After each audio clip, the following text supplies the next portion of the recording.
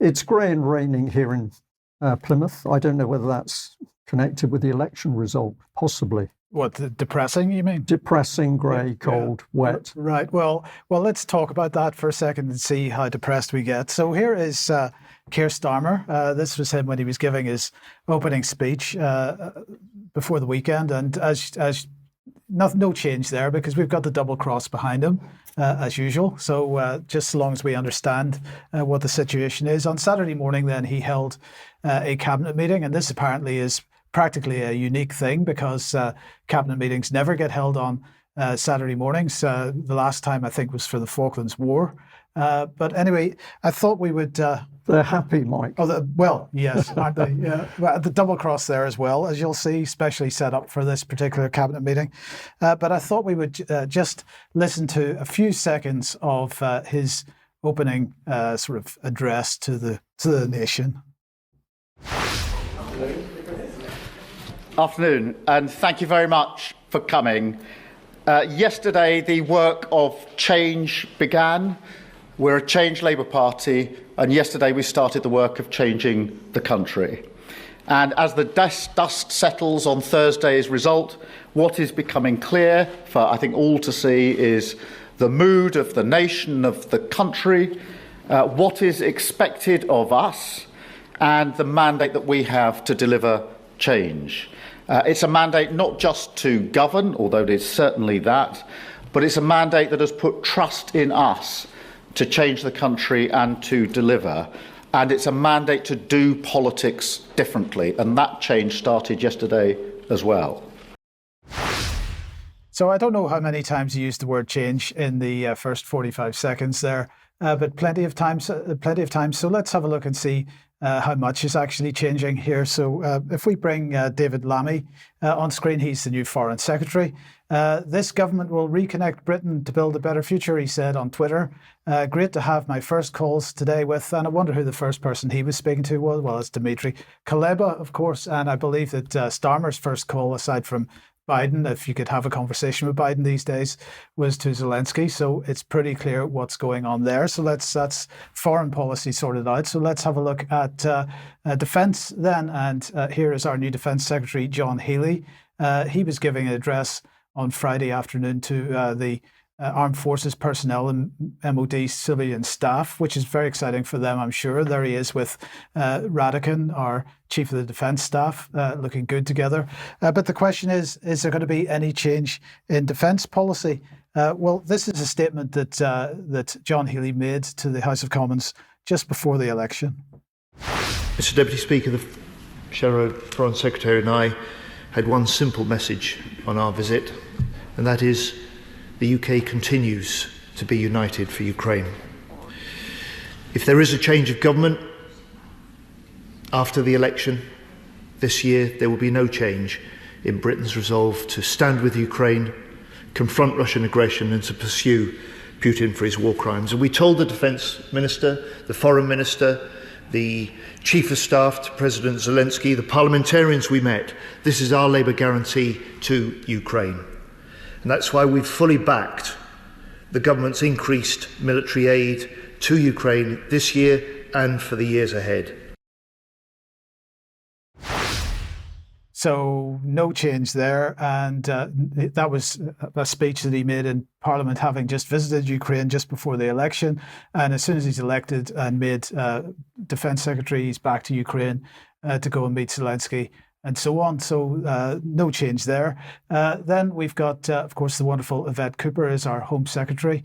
I wonder what she was talking about on Twitter. Let's have a look. Well, 7/7 attacks anniversary was yesterday. So, we'll talk a little bit about that in extra.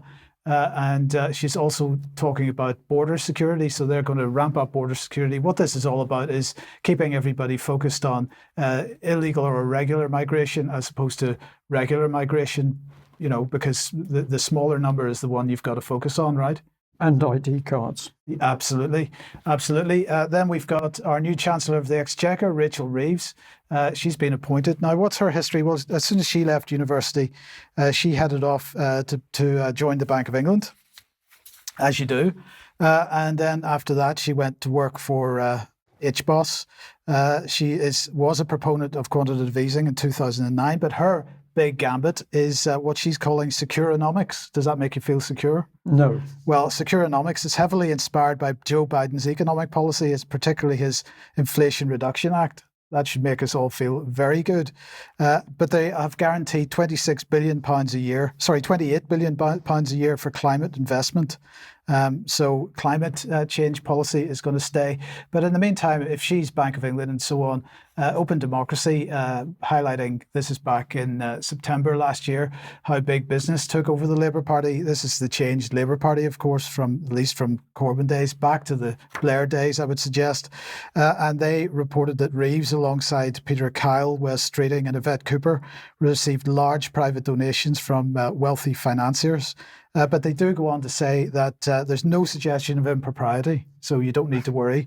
No suggestion. They think that these wealthy financiers genuinely believe in policies that are good for their banker backers. So then, of course, we've got the whole Israel issue. Is there going to be any change there? Well, no, because in fact, if we go back to 2011, like Ed, we should all be friends of Israel. And making the point here that Rachel Reeves and a bunch of others, friends of Labour friends of Israel. In fact, if we go to the electronic intifada, they're pointing out that Labour friends of Israel hid the list of supporters just prior to the election because they didn't want this to be an election issue. But what they're saying here is that no less than 17 of Starmer's 31 shadow cabinet members, now cabinet members, the Labour MPs most likely to form the next government if their party wins the election, which they did, are on the most recent LFI supporters list. These include Starmer himself, as well as Rachel Reeves, Yvette Cooper and David Lammy, all three potential candidates for the so-called great offices of state, finance, home and foreign affairs, respectively. So Starmer may be planning lots of change for the country, but in the key areas of war and support for Israel, there'll be no change. And support from Ukraine as well. Yes. Well, let's have a little look or remind ourselves at the power behind the throne. And what better place to go than the Tony Blair Institute and a vision for the future. So this was a little while ago. I think we're going here. All right. You good? Which one are you? Am I here? Fantastic. Well, this is a first. So, thank you very much indeed for coming. I'm really, really grateful. Thank you so much for the speech. Before we get on to the substance, how are you enjoying Prime Minister's questions? I'm a bit out of practice. But he's not turning up. I haven't seen him for 3 weeks. We got one tomorrow, and then I think only 2 more before conference. So, I think you miss more than anyone else. Yeah, that's something I really don't miss, you know. Yeah. Even now, wherever I am in the world, sort of midday Wednesday, I think I've got this uneasy feeling. Yeah, that's what it was. But I think at least you moved it from twice a week into once a week. Yep. So that's only on a Wednesday at 12. It's a small number of people who should be grateful to me, but they should be very grateful. I keep reminding the Shadow Cabinet that back in the day, the Prime Minister used to sit on the front bench and choose which of his ministers would answer the question. Yes, so we could go back to that model. Yeah, I mean, we never know what they're going to say, though. That's the thing. So when I watched that clip, the two comedians were absolutely mocking Parliament, mocking their fellow MPs. And of course, Tony Blair very frightened of Prime Minister's questions because, of course, people were asking him why he went to war on a pack of lies. But aside from that, they don't value their MPs, so they're not credible and they can't speak and answer a question for the Prime Minister. So just mocking the whole institution in Westminster. Let's have a look at the second clip. We have to get the mood of the country right because we have to speak to the country where it is now and not where we'd like it to be.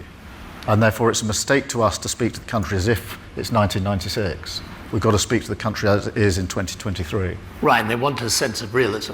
Yeah. Reassurance. They want hope, of course, but the reassurance has to come first. Do you get it? Do you know how bad things are? Do you know how much I'm struggling? can you fix the immediate problem, and can you deal with the longer term fundamentals Yeah. that we need to fix? I mean, I'm personally a fan of the 5 missions.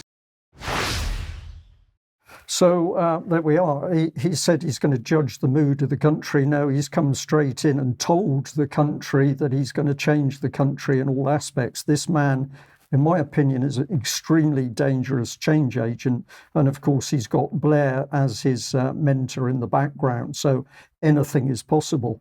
But let's have a look at a little bit more that's coming to the fore in the press at the moment. So this is iNews, why Keir Starmer and the King are the new power duo.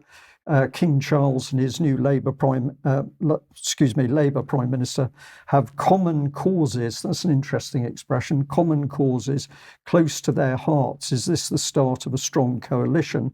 Well, if we get into a little bit of the detail on this, basically they pick up that Sir Keir has been talking to Clive Alderton, the Principal Private Secretary to King Charles, and widely seen as part of a growing body of evidence that the monarch and the latest occupant of number 10 enjoy an unusually close relationship. So that will be of great interest. And if you haven't seen the Green King series on the UK column, have a look at it.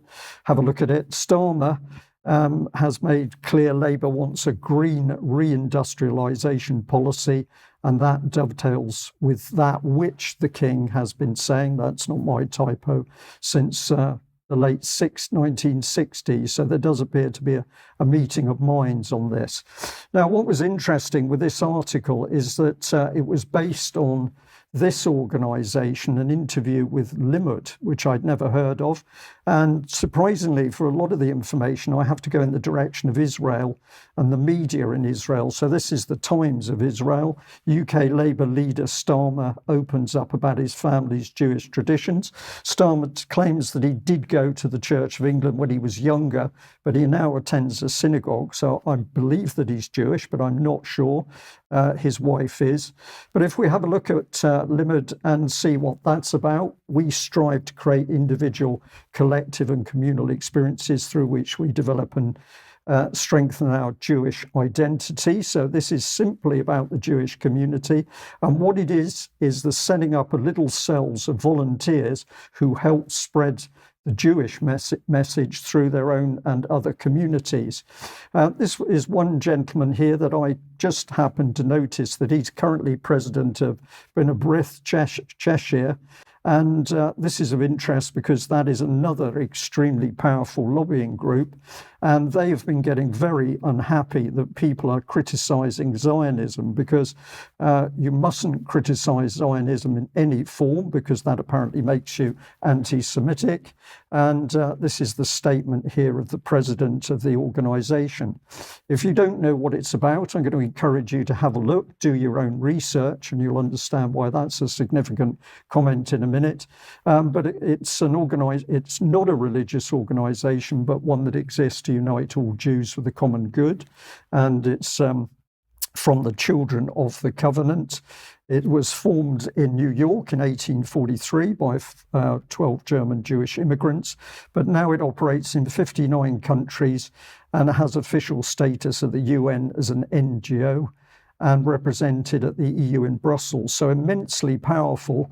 And what can it do? Well, it can send pretty strong letters to Keir Starmer himself in order to tell him how to deal with anybody they deem is anti-Semitic within Parliament. So this is huge pressure and being put onto the Prime Minister himself.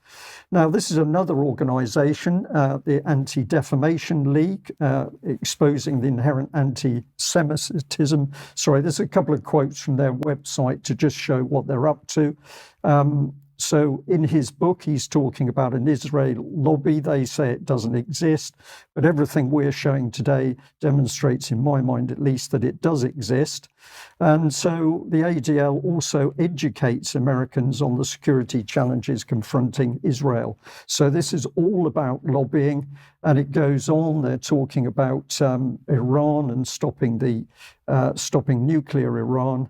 And they're also here to address anti-Semitic and anti-Israel intimidations and schools. And of course, this is not just being done in the US, it's happening across the world. Let's look at this, though. They operate a database, and I spent some time having a look at it. If you are talking about any of these subjects, according to the ADL, then you are part of the hate and extremist agenda. So don't talk about the World Economic Forum. That makes you an extremist. Even to use your expression, do your own research, is apparently proof that you're connected with QAnon and extremists. It goes on here. Let's bring some more in.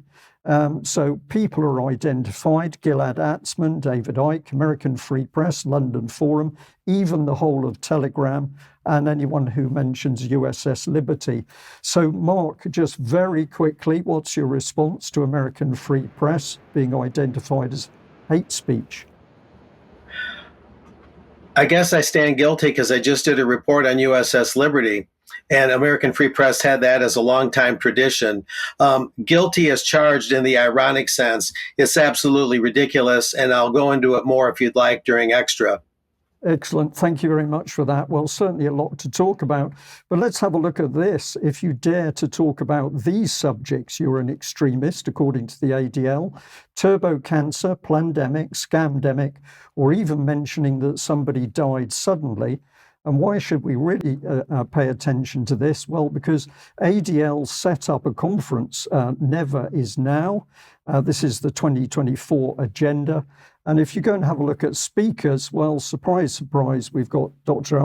Albert Bourla, from Chief Executive from Pfizer, as well as Hillary Clinton.